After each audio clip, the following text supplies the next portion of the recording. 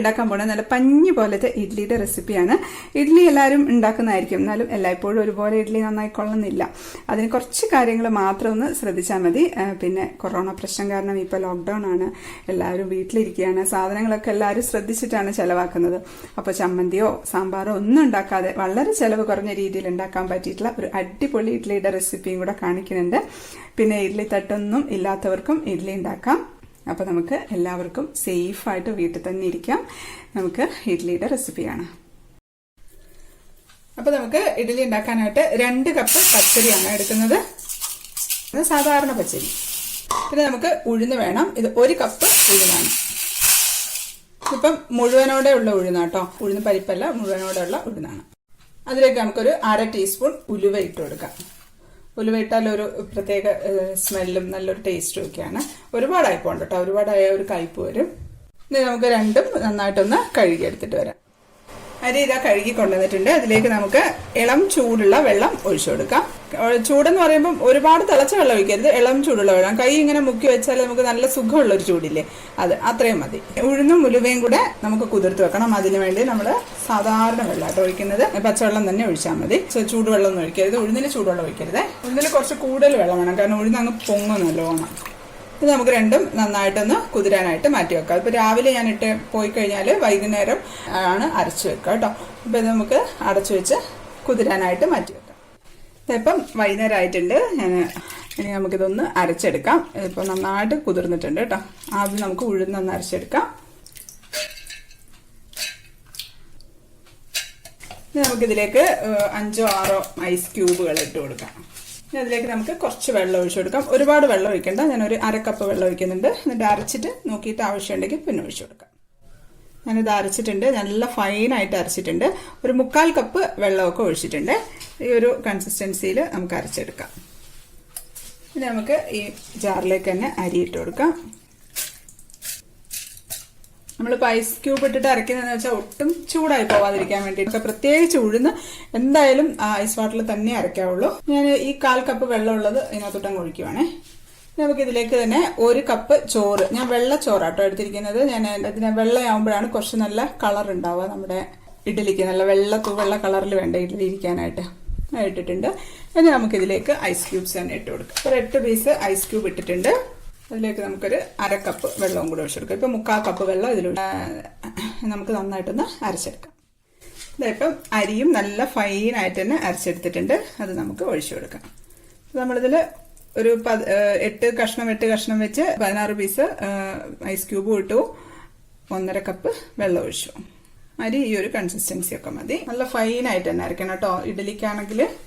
ഇനി നമുക്ക് മാവ് ഒന്ന് മിക്സ് ചെയ്തെടുക്കണം. ഞാൻ കൈകൊണ്ടാണ് കേട്ടോ മിക്സ് ചെയ്യുന്നത്. നമ്മളെപ്പോഴും കൈകൊണ്ട് മിക്സ് ചെയ്യുമ്പോൾ എനിക്കൊരു പെർഫെക്ഷൻ തോന്നാറുള്ളൂ. അപ്പോൾ അതുകൊണ്ട് കൈകൊണ്ട് തന്നെ മിക്സ് ചെയ്തെടുക്കാം. നന്നായിട്ട് സമയമെടുത്ത് നന്നായിട്ട് മിക്സ് ആക്കി എടുക്കാം. ആ ഉഴുന്നരച്ചതും അരി അരച്ചതും കൂടെ നന്നായിട്ട് മിക്സ് ആവണം. ഈ സൈഡിൽ കൂടെയൊക്കെ ഇങ്ങനെ നന്നായിട്ട് എടുത്ത്, സൈഡിലൊന്നും കുറച്ച് പോലും അങ്ങ് മാറിയിരിക്കരുത്. ഉഴുന്നരച്ചത് വേറെ, അരി അരച്ചത് വേറെ ആയിട്ട് രണ്ടും കൂടെ നന്നായിട്ട് മിക്സ് ആക്കി എടുക്കാം. ഒരു കൺസിസ്റ്റൻസി മതി കേട്ടോ. ഇതിപ്പോൾ നന്നായിട്ട് മിക്സ് ചെയ്തിട്ട് ഒരു 5 മിനിറ്റ് ഒക്കെ എടുത്ത് നന്നായിട്ട് പതുക്കെ മിക്സ് ചെയ്തെടുത്തതാണ്. ഇത് അടച്ചു വെച്ചിട്ട് ഒരു 10 തൊട്ട് 12 മണിക്കൂർ വരെ ഫെർമെന്റ് ചെയ്യാനായിട്ട് മാറ്റി വയ്ക്കാം. ഇതിപ്പം രാവിലെ ആയിട്ടുണ്ട്. ഒന്ന് തുറന്നു നോക്കാതെ നന്നായിട്ട് പൊങ്ങി വന്നിട്ടുണ്ട് കേട്ടോ. ഇതൊന്ന് ഇളക്കി കൊടുക്കാം. ഞാനൊരു 2 ടേബിൾ സ്പൂൺ വെള്ളം എടുത്തിട്ടുണ്ട്. അതിലേക്ക് നമുക്കൊരു ആവശ്യത്തിന് ഉപ്പിട്ട് കൊടുക്കാം. 2 ടീസ്പൂണൊക്കെ ഉപ്പിട്ടിട്ടുണ്ട്. ഇളക്കാം.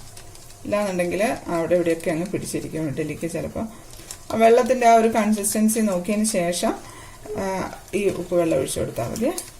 നമുക്കിത് മാവിലേക്ക് ഒഴിച്ചു കൊടുക്കാം. നമുക്ക് ഒന്ന് മിക്സ് ചെയ്യാം. ഇതിൻ്റെ ഇഡ്ഡലിയുടെ മാവ് ഈ ഒരു പരുവത്തിനാണ് വേണ്ടത്, അല്ലാതെ ഒരുപാട് അങ്ങ് ടൈറ്റ് ആയി പോകരുത്. ഒരുപാട് തിക്കായിട്ടുണ്ടെന്നുണ്ടെങ്കിൽ ഇഡ്ഡലിക്ക് ഒരു കട്ടിയായിരിക്കും. ഇനി നമുക്ക് കുറച്ച് വെളിച്ചെണ്ണ ഒന്ന് ഗ്രീസ് ചെയ്തിട്ട് മാവ് ഒഴിച്ചു കൊടുക്കാം. ഇനി ഇതൊന്ന് സ്റ്റീം ചെയ്തിട്ട് എടുക്കാം. നന്നായിട്ട് ആവി വന്നതിന് ശേഷം മാത്രമേ ഇഡ്ഡലി തട്ട് വെച്ച് കൊടുക്കാവുള്ളേ. അടച്ചു വെച്ച് നമുക്ക് ഹൈ ഫ്ലെയിമിലിട്ട് വേവിച്ചെടുക്കാം. ഇതിപ്പോൾ ഒരു 10 മിനിറ്റ് ഒക്കെ ആയിട്ടുണ്ട്. ഞാൻ ഒന്ന് തുറന്നു നോക്കട്ടെ. അതാ ഇഡ്ഡലി നല്ല പൊങ്ങിയിട്ട് വന്നിട്ടുണ്ട്. നമുക്കിത് എടുത്ത് മാറ്റാം. കുറച്ച് വെള്ളം ഒന്ന് തളിച്ചു കൊടുത്താൽ പെട്ടെന്ന് തണുത്ത് കിട്ടും. ഒന്ന് ഡീമോൾഡ് ചെയ്തെടുക്കട്ടെ.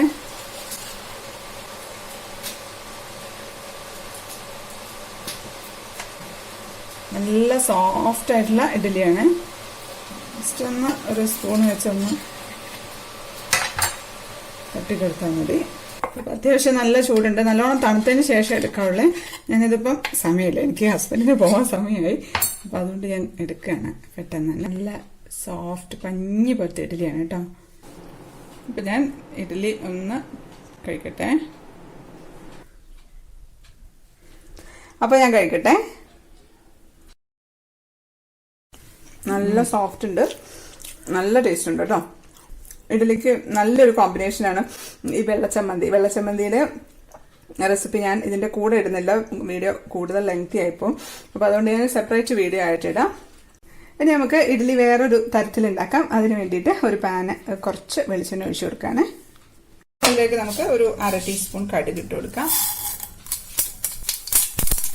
അതിലേക്ക് നമുക്ക് ഒരു 2-3 ചുവന്നുള്ളി ഒന്ന് മുറിച്ച് ഇട്ട് കൊടുക്കാം. ഇത് കുറച്ച് ഇഞ്ചി, ഒരു ടീസ്പൂണൊക്കെ ഇഞ്ചി അരിഞ്ഞത് ഇട്ടിട്ടുണ്ട്. അതിൻ്റെ കൂടെ ഒരു തണ്ട് കറിവേപ്പിലയും കൂടെ മുറിച്ചത് ഇട്ട് കൊടുക്കാം. ഒന്ന് വാടി നല്ല ഒരു സ്മെല്ല് വന്നാൽ മതി കേട്ടോ. ഒരുപാട് മൂപ്പിക്കണ്ട. തീ കുറച്ചിട്ട് ഉള്ളിയൊക്കെ ഇട്ട് കൊടുത്താൽ മതി. ചെറുതായി നന്നായിട്ടൊന്ന് വാടിയാൽ മതി ഉള്ളി. ഇതിപ്പം നന്നായിട്ട് ഒന്ന് വാടിയിട്ടുണ്ട്. ഇത് മതി, ഒരു മൊരിഞ്ഞു പോണ്ട. ഇത് നമുക്ക് ഇഡ്ഡലി മാവിലേക്ക് ഒഴിച്ചെടുക്കാം. ഇത് നമ്മുടെ തിരുവനന്തപുരത്ത് ഹോട്ടലൊക്കെ, ചെറിയ ഹോട്ടലില്ലേ, ആ ഹോട്ടലിലൊക്കെ കിട്ടുന്ന ഇഡ്ഡലിയാണ് കേട്ടോ. ഇങ്ങനെ ഉണ്ടാവുക, കടുകൊക്കെ വറുത്തിട്ടിട്ട് ഉള്ള ഒരു ഇഡ്ഡലി.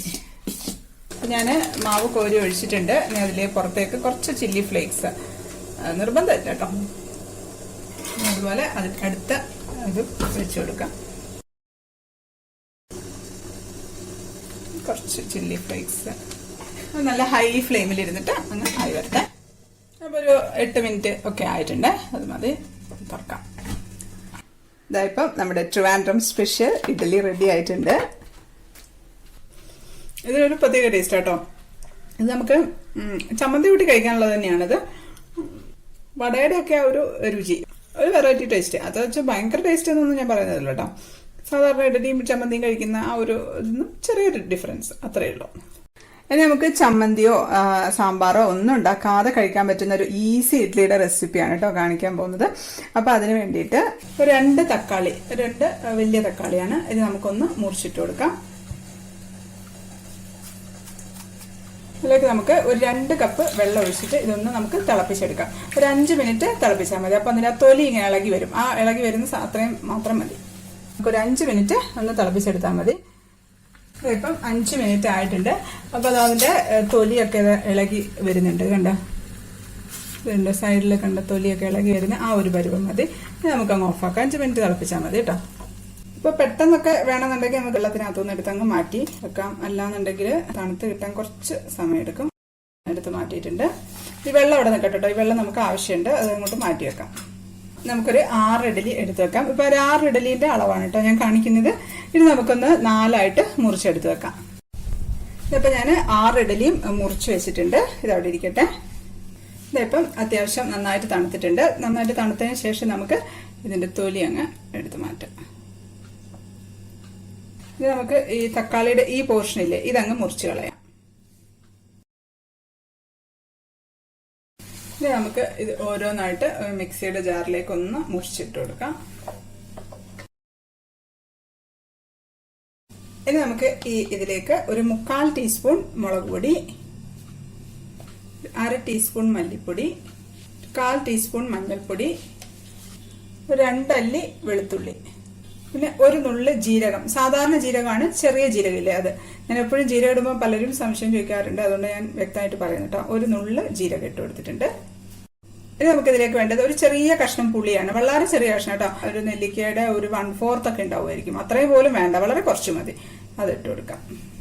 ഇനി നമുക്കിതിലേക്ക് ഒരു 1/2 ടീസ്പൂൺ തൊട്ട് 1 ടീസ്പൂൺ വരെ കുരുമുളക് പൊടി ഇടാം.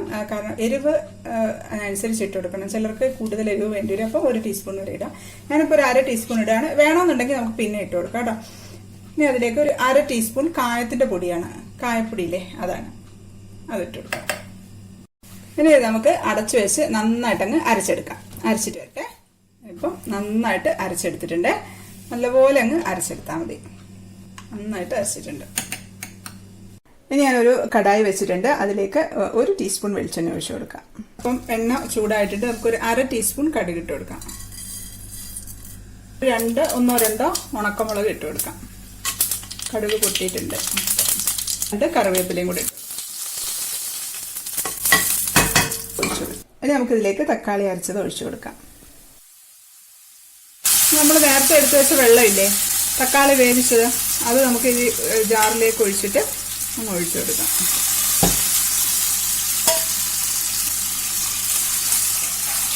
നമുക്ക് ആവശ്യത്തിന് ഉപ്പ് ഇട്ട് കൊടുക്കാം. ഉപ്പൊന്ന് നോക്കട്ടെ. ഉപ്പുണ്ട്. ഇത് ഒരുപാട് സമയം തിളപ്പിക്കണ്ട കേട്ടോ, പെട്ടെന്ന് തന്നെ ഓഫാക്കി എടുക്കാം. അത് മതി. അപ്പം ഇതിന് എരിവ് വേണമെന്നുണ്ടെങ്കിൽ കുറച്ച് കുരുമുളക് പൊടി ഇട്ട് കൊടുക്കാം. ഇപ്പം നമ്മൾ ടേസ്റ്റ് ചെയ്ത് നോക്കിയിട്ട് ഇതിപ്പോൾ ഏകദേശം ഒരു രസത്തിന്റെ ടേസ്റ്റാണ് കേട്ടുള്ളത്. ഇതിനകത്ത് എരിവ് വേണമെങ്കിൽ എരിവ് ഇട്ട് കൊടുക്കാം. ഉപ്പ് വേണമെങ്കിൽ ഉപ്പ് ചേർത്ത് കൊടുക്കാം. എന്താണ് വേണ്ടത് നോക്കിയിട്ട് അത് ആവശ്യത്തിന് ചേർത്ത് കൊടുത്താൽ മതി. പിന്നെ കായത്തിന്റെ ടേസ്റ്റ് കുറച്ചുകൂടെ മുന്നോട്ട് വേണമെന്നുണ്ടെങ്കിൽ കുറച്ചുകൂടെ കായപ്പൊടി ഇട്ട് 1/4 ടീസ്പൂണും കൂടെ കായപ്പൊടി ഇട്ട് കൊടുക്കാം. അതിൻ്റെ കൂടെ തന്നെ ഒരു 1/2 ടീസ്പൂണും കൂടെ കുരുമുളക് പൊടിയും കൂടെ, എരിവ് കുറച്ചുകൂടെ ആവാം. കറക്റ്റ് നമ്മുടെ ആ ഒരു നല്ലൊരു ടേസ്റ്റ് വരുള്ളൂ. ആ സ്മെല്ല്, നല്ല ഒരു സ്മെല്ല് വരും. ഇതിപ്പോൾ ഒരുപാട് വെച്ച് തിളപ്പിക്കേണ്ട ആവശ്യമൊന്നുമില്ല. ഇത് നമുക്കൊരു 2.5 കപ്പ് വെള്ളം ഒഴിക്കാം കേട്ടോ. അതിൽ ഞാൻ ഒരു 1/2 കപ്പും കൂടെ വെള്ളം ഒഴിച്ചു കൊടുക്കട്ടെ. ഇപ്പോൾ തിളപ്പിച്ചറിയ വെള്ളമാണ് കേട്ടോ ഒഴിക്കുന്നത്. ഇപ്പോൾ ഇത് നന്നായിട്ടൊന്ന് തിളച്ചിട്ടുണ്ട്. അപ്പോൾ അതിലേക്ക് നമുക്ക് മല്ലിയില അരിഞ്ഞത് ഇട്ട് കൊടുക്കാം. അരിഞ്ഞിട്ടോ അല്ലെങ്കിലോ അങ്ങനെ തന്നെയോ ഇട്ട് കൊടുക്കാം. മല്ലിയില ഇട്ട് ഒന്ന് തിളച്ചിട്ടുണ്ട്. ഞാൻ ഓഫാക്കി. ഇത് നമുക്ക് ഈ എടുത്ത് വെച്ചിരിക്കുന്ന ഇഡലി ഇല്ലേ, അത് ഇതിലേക്ക് ഇട്ട് കൊടുക്കും. ഓഫാക്കിയതിന് ശേഷം ഇട്ടാൽ മതി ഇഡലി. ഇടുമ്പോഴത്തേക്കും ഇഡലി അങ്ങ് കുതിർന്നോളും, എല്ലാം അങ്ങ് അബ്സോർബ് ചെയ്യും ഇഡലി. നിങ്ങൾക്ക് വേണമെങ്കിൽ കുറച്ചുകൂടെ ഇഡലി ഇടാം കേട്ടോ. അതിപ്പോൾ ഓരോരുത്തരുടെ ഇഷ്ടമാണ്. എനിക്ക് കറി കുറച്ച് ഗ്രേവി ഉള്ള ടൈപ്പാണ് ഇഷ്ടം. അല്ലാതെ ചിലർക്ക് അധികം ഗ്രേവി വേണ്ടാത്തവർക്കാണെങ്കിൽ ഒരു ഇഡലിയും കൂടെ നമുക്ക് ഇതിൽ മുറിച്ചിട്ട് കൊടുക്കാം. അതിപ്പോൾ ഓരോരുത്തരുടെ ഇഷ്ടം. കുറച്ച് സമയം അവിടെ ഇരിക്കട്ടെ. ഇതിപ്പോൾ ഒരു 5 മിനിറ്റ് കഴിഞ്ഞിട്ടുണ്ട്. 5 തൊട്ട് 10 മിനിറ്റ് വരെ വെക്കാം കേട്ടോ. കൂടുതൽ സമയം വെച്ചാൽ നന്നായിട്ട് അബ്സോർബ് ആയിക്കോളും. ഇനിയിപ്പോൾ അതാ സമയമില്ലാന്നുണ്ടെങ്കിൽ അത് വെച്ച് ഇഡലി ഇട്ടിട്ട് ഒരു 2 മിനിറ്റ് ഒന്ന് തിളപ്പിച്ചാൽ മതി. അപ്പോൾ അത് പെട്ടെന്ന് തന്നെ അതങ്ങ് അബ്സോർബ് ആയിക്കോളും. നല്ല സോഫ്റ്റ് ആയിട്ട് കിട്ടുകയും ചെയ്യും. ഉള്ളിലേക്കൊക്കെ നല്ല ഗ്രേവിയൊക്കെ ഇറങ്ങി നല്ല ടേസ്റ്റി ആയിട്ട് കിട്ടും. നമുക്കിതൊന്ന് സെർവ് ചെയ്ത് വെക്കാം. ഇഡലിയുടെ കഷ്ണവും ആ ഗ്രേവിയും കൂടെ ഒരുമിച്ച് അങ്ങ് എടുത്ത് ഒഴിക്കാം. ഇങ്ങനെയാണ് കേട്ടോ ഇത് സെർവ് ചെയ്യണ്ടേ. നമുക്കിത് കഴിക്കാം കേട്ടോ. അപ്പോൾ ഇഡലിയുടെ ഇതൊക്കെ അങ്ങോട്ട് നല്ല കുതിർന്നിട്ടുണ്ട്. ഇത് നമുക്ക് കൈ കൊണ്ട് തന്നെ കഴിക്കാം അല്ലേ. നമ്മൾ കൈ കൊണ്ടിട്ടല്ലേ കഴിക്കാം. കണ്ടോ, ഇഡലിയൊക്കെ നല്ല കുതിർന്നിരിക്കുകയാണ്. നമുക്ക് ടേസ്റ്റ് ചെയ്ത് നോക്കട്ടെ. നല്ല ടേസ്റ്റ് ഉണ്ട് കേട്ടോ. ഒരു വെറൈറ്റി ടേസ്റ്റാണ്. അപ്പോൾ ശരിക്കും പറഞ്ഞാൽ ഇതിങ്ങനെ ഉണ്ടാക്കുകയാണെങ്കിൽ എളുപ്പമാണ് ഉണ്ടാക്കാനായിട്ട്. നമ്മൾ ഇഡലി വെക്കുന്ന സമയത്ത് ഇത് ആ സൈഡിലങ്ങ് ആയിക്കോളും. തേങ്ങ വേണ്ട. അപ്പോൾ എല്ലാവർക്കും ഉണ്ടാക്കാം. ബാച്ചിലേഴ്സിനൊക്കെ സ്പെഷ്യലായിട്ട് ഉണ്ടാക്കാം. അപ്പോൾ ഞാൻ എടുത്ത് കഴിക്കട്ടെ. ഞാൻ തൊടുമ്പോഴത്തേക്കും അങ്ങ് അലുത്ത് പോന്നു. എരിവൊക്കെ നിങ്ങളുടെ ഇഷ്ടത്തിനനുസരിച്ച് കൂട്ടിയും കുറച്ചൊക്കെ ഇടുക.